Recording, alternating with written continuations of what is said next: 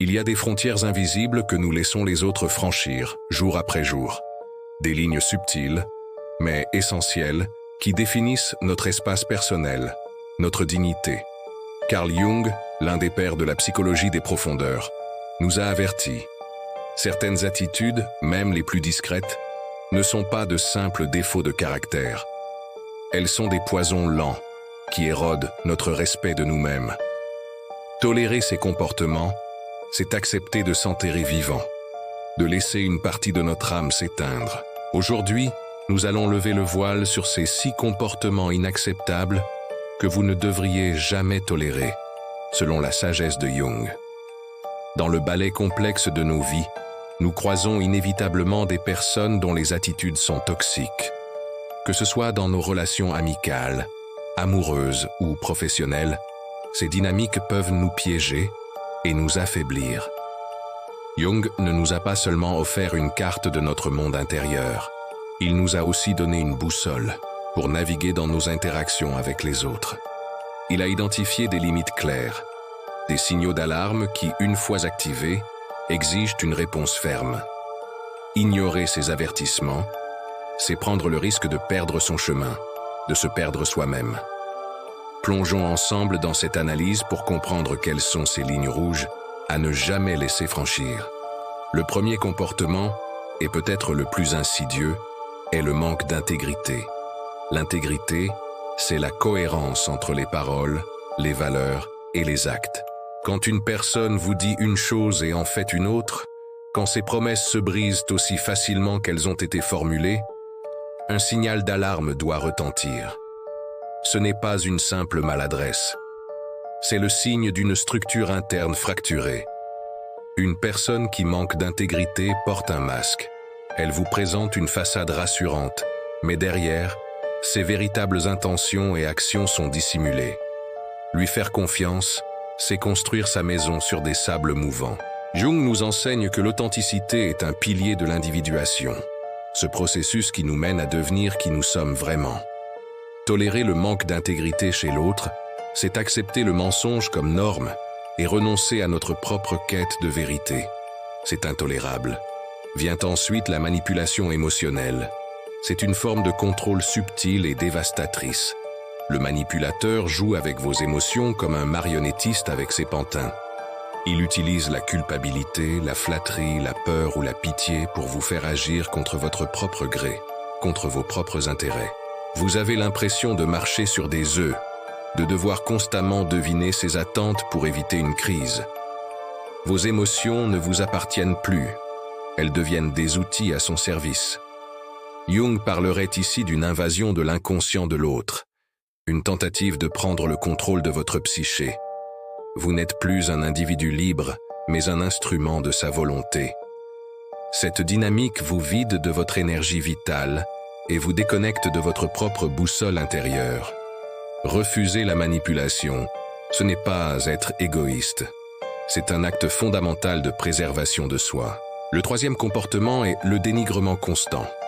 Qu'il prenne la forme de critiques acerbes, de sarcasme déguisé en humour ou de remarques rabaissantes, le dénigrement est une attaque directe contre votre valeur. La personne qui vous dénigre cherche à éteindre votre lumière pour que la sienne paraisse plus vive. Elle se nourrit de vos doutes et de vos insécurités. Chaque critique est une petite fissure dans l'armure de votre estime de soi. À force, ces fissures s'élargissent jusqu'à briser votre confiance. Pour Jung, le soi, notre centre psychique, a besoin d'un environnement qui le nourrit pour s'épanouir. Le dénigrement constant est un poison qui atrophie ce développement. Tolérer cela, c'est donner à quelqu'un le pouvoir de définir votre valeur. Or, votre valeur est intrinsèque. Elle ne dépend pas de l'approbation ou de la désapprobation des autres. Ne laissez personne vous convaincre du contraire. Le quatrième comportement toxique est la projection et la culpabilisation. La projection est un mécanisme de défense psychologique où une personne attribue à une autre ses propres pensées, sentiments ou défauts inavouables. Au lieu de reconnaître sa propre colère, sa propre malhonnêteté ou ses propres échecs, elle vous en accuse. Vous devenez le miroir de sa part d'ombre, cette partie d'elle-même qu'elle refuse de voir. C'est de ta faute si je suis en colère. Si tu n'avais pas fait ça, je n'aurais pas menti. Ces phrases sont des classiques de la culpabilisation. La personne refuse de prendre la responsabilité de ses propres actes et vous charge de ce fardeau. C'est un jeu psychologique épuisant qui vous laisse confus et coupable, sans jamais comprendre pourquoi. Jung nous invite à intégrer notre ombre.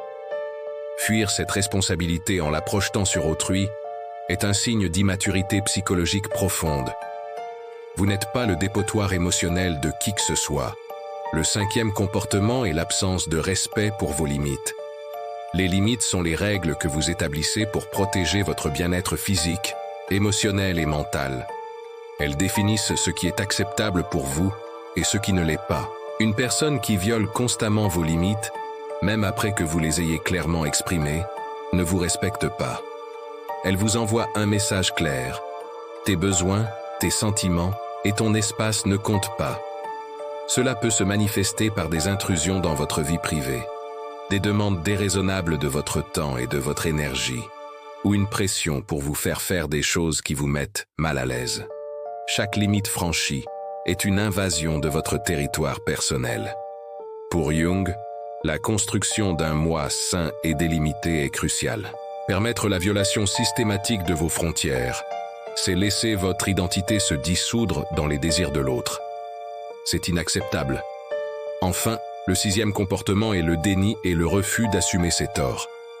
L'erreur est humaine, mais la capacité à reconnaître ses erreurs, à s'excuser sincèrement et à chercher à réparer est le signe d'une personne mature et responsable. Celui qui est dans le déni constant se détourne de la vérité. Il refuse de voir l'impact de ses actions, réécrit l'histoire pour se donner le beau rôle et ne s'excuse jamais, ou alors de manière superficielle pour mettre fin au conflit, sans réelle prise de conscience. Cette personne est piégée dans une forteresse d'ego, incapable de toute introspection. Entretenir une relation avec quelqu'un qui ne peut jamais admettre ses torts, c'est comme essayer de dialoguer avec un mur. Il n'y a aucune place pour la croissance, la résolution ou la véritable connexion. C'est une impasse émotionnelle et relationnelle. Mais pourquoi ces comportements émergent-ils? Ils ne sortent pas de nulle part. Souvent, ils sont les symptômes de blessures profondes, de faiblesses non reconnues ou de dynamiques psychologiques complexes. Une personne qui manipule peut le faire par peur panique de l'abandon. Celui qui dénigre souffre peut-être d'un complexe d'infériorité écrasant. Celui qui projette est terrifié par sa propre ombre.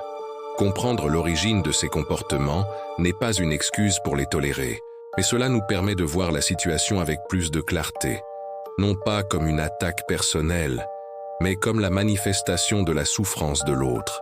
Cela nous aide à nous détacher émotionnellement et à réagir de manière plus stratégique plutôt que réactive. Alors, comment réagir? Comment se protéger? La première étape, et la plus cruciale, est l'autoréflexion. Reconnaître ses comportements pour ce qu'ils sont. Ensuite, il est impératif de mettre des limites claires et fermes. Communiquez vos besoins de manière non négociable. Je n'accepte pas que tu me parles sur ce ton. Je ne suis pas disponible pour discuter de ça maintenant. Si les limites ne sont pas respectées, il faut envisager de s'éloigner. La distance, qu'elle soit émotionnelle ou physique, est parfois le seul bouclier efficace. Exiger le respect n'est pas un acte d'agression, c'est un acte d'amour-propre. Il s'agit de se choisir soi-même, de prioriser sa santé mentale et son équilibre. En conclusion, Carl Jung nous a légué un héritage immense pour comprendre les profondeurs de l'âme humaine. L'une de ses leçons les plus vitales est que le respect de soi n'est pas négociable. Tolérer l'intolérable, c'est se trahir soi-même. C'est tuer à petit feu son estime, sa joie et sa force vitale. Apprenez à reconnaître ces 6 comportements toxiques. Ayez le courage de connaître vos limites et la force de les imposer.